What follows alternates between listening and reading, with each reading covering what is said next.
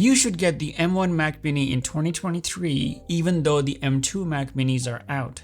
Let's talk about it. I've been using the M1 Mac Mini for over a year and a half now, and ever since then it's been running my tiny little channel, which includes researching for topics, writing outlines and scripting, editing 4K videos with multiple cameras and audio tracks, along with some software development, and I have yet to experience it slowing down or stutter. The M1 Mac Mini I have has 8-core GPU, 8-core CPU, 16 cores of Neural Engine, which to be honest nobody knows what they do, 16 gigabytes of unified memory which is shared between the CPU and the GPU, and 512 gigabytes of storage. So to make these videos I usually use 2 to 3 cameras that record in 4K, which for about a 20-minute recording takes up about 30 gigabytes per file per camera. I use Final Cut Pro to edit all my videos in a 4K timeline and don't generate or use any proxy or optimized media, and it chews through the video without any hiccups. Now the cameras that I use record in 8-bit and not 10-bit colors. I use a standard picture profile on these cameras and don't use any LUTs in post. So if I were using a full frame video-centric camera like Sony FX3 or A7S III while recording in a 10-bit log footage and had to do the color grading in post, then I'm not really sure how this computer will perform because I don't have those cameras.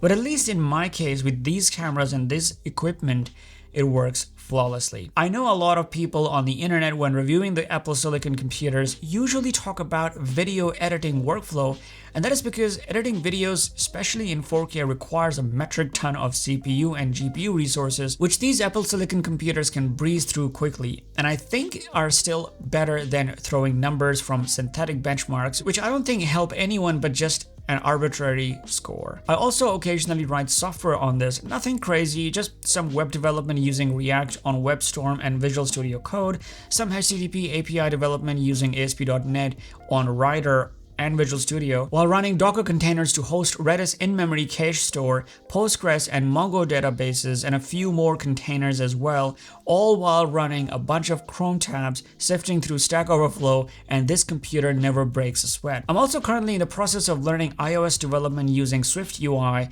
and running Xcode with iOS Simulator, and I have yet to hear the fans running or the computer getting hot. Now granted, for some of the heavy tasks, you may need more RAM, as running Docker locally with a few containers and the iOS simulator will eat up a lot of memory, so at least consider upgrading the memory to 16 gigabytes like I did. The point I'm trying to make in this video is even though the M2 chip has some performance improvements over the M1 chip still performs well in all my use cases. Apple recently released the M2 and the M2 Pro Mac Minis in 2023, and yeah, I bought the M2 Pro Mac Mini not to upgrade from the M1, but for a completely different setup. So if you're upgrading from an older Intel-based Mac and have a display, a keyboard, a mouse, then look up refurbished M1 Mac Minis, as I think they are the best value Apple computers out there.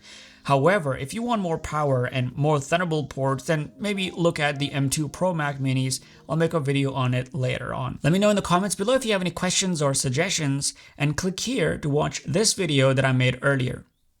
Thanks for watching. Cheers.